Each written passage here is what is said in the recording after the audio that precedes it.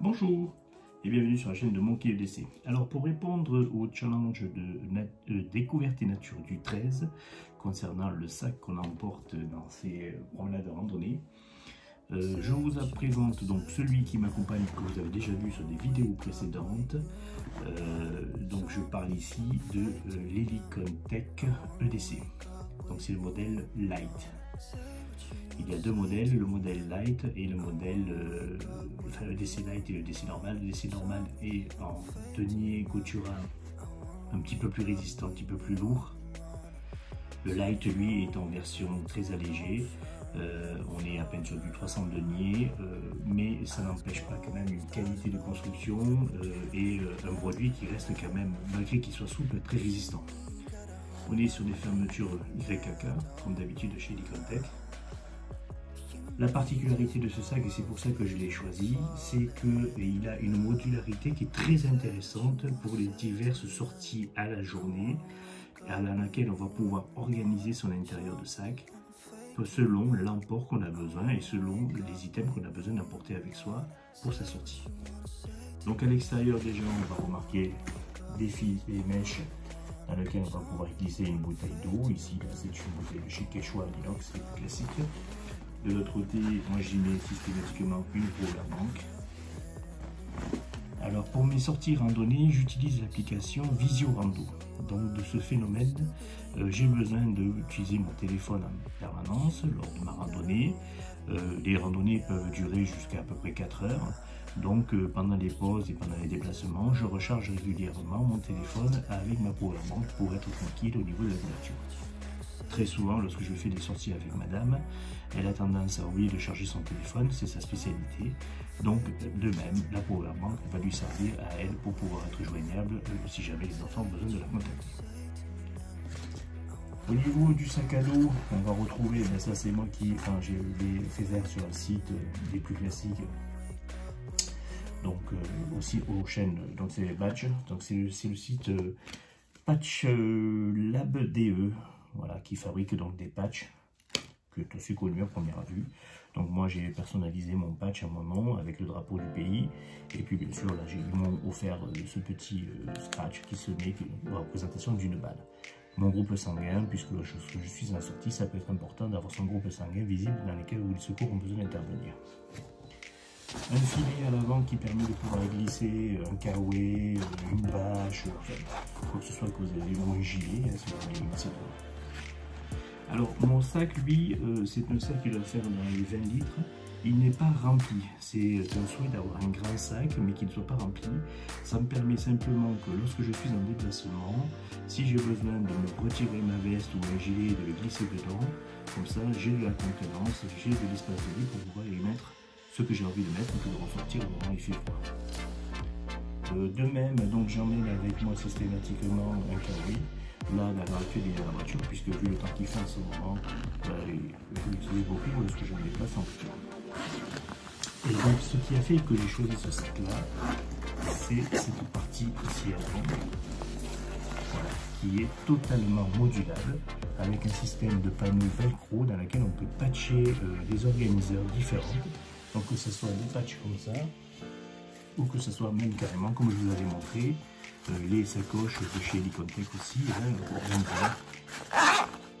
on peut organiser son EDC. Donc c'est ça sa force de ce sac, c'est de pouvoir être modulable le plus simple. Alors dans ce que j'emporte à la journée, on va retrouver systématiquement donc ici en bas une trousse bobologie, voilà, au plus complet, hein, avec couverture de survie et tout le nécessaire, des pansements, un ciseau, des bandes, des agrafes. Des strips, ces petits pansements pour refermer les plaies, voilà, tout ce qui est le plus nécessaire pour les bobos les plus classiques. Je n'emporte pas avec moi de tourniquet ni de choses comme ça. Normalement, avec ce qui est là-dedans, je devrais pallier en attendant que les secours arrivent. Un petit poncho de secours. Voilà, c'est dans le cas où un de mes jeux l'oublie, c'est toujours un petit poncho pour s'abriter en cas de pluie, surtout en ce moment. Comme vous avez pu constater, le climat, il n'arrête pas de pleuvoir. Un paquet de mouchoirs, il est plus classique, hein, voilà, toujours important d'avoir un mouchoir pour le nécessaire. Alors j'y glisse aussi, donc là je l'ai retiré, mais dans ma voiture j'ai des paquets de petites lingettes, donc j'y glisse toujours un paquet de lingettes aussi à l'intérieur pour pouvoir s'essuyer ou se nettoyer si jamais on a besoin de se nettoyer. Et donc, concrètement, dans l'organisation de l'EDC, je vais avoir donc une lampe qui peut devenir une lampe frontale. Celle-là, vous la connaissez, c'est la Routac E2S. Donc, celle que j'utilise avec le bandeau qui se trouve aussi à l'intérieur, que je vous montrerai tout à l'heure. Avec la powerbank, il y va bien sûr un câble de charge qui est ici. Donc, qui est adapté à nos téléphones, puisque nous sommes tous les deux avec des iPhones. Je vais avoir un Victorinox comme couteau. Alors là, c'est plus le couteau. Ce qui m'intéresse en fait dessus, c'était surtout qu'il y a la scie. C'est pour ça que je le prends avec moi. C'était le même couteau qui était dans mon petit EDC de petite promenade. Je le transbahute d'un côté et de l'autre pour pouvoir organiser lorsque je fais les sorties. En termes de couteau, donc en redondance, il va y avoir celui-là. Celui-là, normalement, il reste à demeure dedans. Hein. C'était celui-là qui transbahute d'un sac à un sac. Un petit bout de ficelle, on ne sait jamais, ça peut toujours servir. Dans la nature, il faut toujours être prévoyant. Ici, derrière, on va retrouver la fameuse petite cuillère de Décathlon que je vous avais déjà montré sur un des décès précédents, qui permet de pouvoir manger la gamelle qu'on emporte. Alors, en règle générale, enfin même d'ailleurs tout le temps, lorsqu'on fait des randonnées, on ne fait pas de feu, nous, on ne cuisine pas, des choses comme ça dans la forêt. Voilà, généralement ce sont donc des randonnées visio-rando, qui se trouvent sur des sites généralement qui sont classés ou gardés. Donc on ne fait pas de feu, on ne coupe pas de bois, on ne touche pas la nature, on ne fait que simplement la traverser. Donc de ce phénomène-là, tout ce qui est camping, nourriture et tout ça, là, on l'amène avec nous dans notre sac. Donc généralement, je vais utiliser des barres de céréales, de l'alimentation assez simple, sèche, ou alors des sandwichs qui sont déjà préparés à l'avance.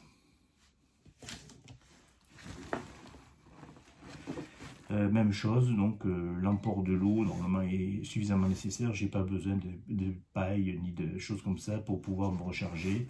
Et généralement, dans ce genre de randonnée-là, c'est bien organisé. Et puis vous trouvez facilement une fontaine sur le parcours pour recharger votre bouteille d'eau si vous en avez besoin. Un critérium, si jamais j'ai besoin dedans, j'amène toujours avec moi aussi un carnet pour prendre des notes. Faire des croquis, si j'ai envie de dessiner quelque chose, un petit plan, ou de faire des choses comme ça, je prends toujours avec moi un petit critérium. Un stylo aussi, ça va avec. Un couteau, donc ben, toujours comme d'habitude, hein, vous savez, j'amène toujours avec moi un petit opinel. Donc là c'est un opinel custom, avec un bout de paracorde pour pouvoir l'accrocher, voilà, côté plus campagne. Ça c'est plutôt pour tailler un morceau de bois, des choses comme ça, je vais utiliser plutôt ce couteau-là. Les autres couteaux, voilà. Je les amène. Alors celui-là, ça va être plus pour le casse-croûte et des choses comme ça. Hein. Et puis celui-là, voilà, va être en plus. En fait, les deux sont complémentaires parce que dans celui-là, il n'y a pas le ciseau. Dans celui-là, il y a le ciseau. Donc, si vous avez besoin de couper du bandage, vous avez accès au ciseau ici. Là, il y a la scie. Les deux ont la scie, mais celle-là, la scie est beaucoup plus grande que celle-là. Donc, selon ce que vous avez besoin de couper comme morceau de bois, même si on ne coupe pas de morceau de bois, mais systématiquement, on amène. Un effluteur, un accuseur, ça c'est important, donc de la même marque que le couteau Victorinox, pour pouvoir aiguiser les couteaux qu'on amène avec soi. Et donc après on va passer à la deuxième poche. Donc dans la deuxième poche on va retrouver, donc vous voyez elle n'est pas remplie, hein, c'est vrai il n'y a vraiment que le fond, hein, tout le reste n'est pas rempli, ce qui permet de pouvoir glisser une veste, un kawaii ou d'autres choses si jamais j'avais besoin. Je vais amener avec moi donc le bandeau de la lampe pour l'utiliser en frontal si jamais j'en ai besoin. Une petite serviette microfibre pour s'essuyer, voilà, se mettre, s'éponger, des choses comme ça. Un autre morceau de paracorde, donc là, un petit peu plus gros au niveau du diamètre si jamais on a besoin de ficelle. Un petit sac pliable supplémentaire dans lequel c'est plutôt à la limite si on a envie de récolter quelque chose, des pines de pain ou des choses comme ça, pour pouvoir les rajouter, les mettre dedans sans salir le sac. Je les glisse dedans. Et puis je peux l'accrocher ou à l'extérieur du sac ou alors les remettre dedans. Ben ouais, comme je vous disais, donc quelques barres énergétiques. Donc là, je crois que c'est de chez Decathlon, des barres aux bases de fruits. Un bœuf tour de cou, voilà, pour si jamais il fait un peu frais ou un peu humide. Voilà, toujours de la marque Decathlon. Pour pouvoir se protéger la tête aussi, on peut le mouiller et se mouiller la tête avec. Alors ça, c'est une petite bâche qui est utilisée en fait pour jeter au sol lorsqu'on veut s'arrêter pour pique-niquer. C'est bien sympa, c'est un truc tout en plastique, hein, c'est isolant. Et puis dedans, c'est fourni avec ces petits pics en plastique là, voilà, où on peut la planter pour la consolider si jamais il y a un peu des vents, pas qu'elle s'envole. Alors dans cette petite trousse là, comme je le disais, j'amène avec moi, donc là je les ai récupérés du petit sac aussi de l'emport demi-journée. Donc on va avoir un petit peu de duct tape, si jamais on a besoin de scotcher ou recoudre quelque chose, ou de protéger quelque chose. Une petite boussole en K2. Alors on amène aussi avec nous généralement, on imprime sur le portail des cartes hygiène. Le parcours qu'on a à faire, on l'a donc aussi en papier si jamais on en a besoin, mais généralement on utilise l'application. Et puis bien sûr pour observer la nature, une petite monoculaire de chez Decathlon, plus classique, si jamais il y a de la faune à croiser, ou si on a envie de voir plus loin dans les points de vue que l'on croise. Et ça c'est mis dans ce petit étui, à l'origine c'est une protection pour les disques durs d'ordinateur. Encore une barre énergétique. Et puis voilà, le petit carnet pour pouvoir annoter les choses intéressantes ou par exemple, lorsque je croise un lieu un petit peu sympa, je marque pour pouvoir faire des recherches ultérieures sur l'histoire. C'est quelque chose qui moi me plaît beaucoup, me renseigner sur les lieux que j'ai visités, sur le côté historique des lieux. Donc j'aime beaucoup, donc je prends des notes pour pouvoir faire des recherches plus tard sur internet. Voilà ce qu'il y a dans ce petit sac. Vous voyez, donc c'est assez simple, sorti à la journée. Donc à cela se rajoute bien sûr dans un sac ziploqué le sandwich du jour, quelques coupelles de miel si jamais il y en a besoin, voilà, des choses faciles, des biscuits emballés individuellement, des choses assez simples. Chose que je mets aussi là-dedans, que vous n'avez pas vu, mais que je mets, là c'est parce que je l'ai sorti, c'est les petits sacs poubelles pour pouvoir récupérer les déchets. Bien sûr, important de pouvoir laisser la nature propre telle qu'on l'a trouvée.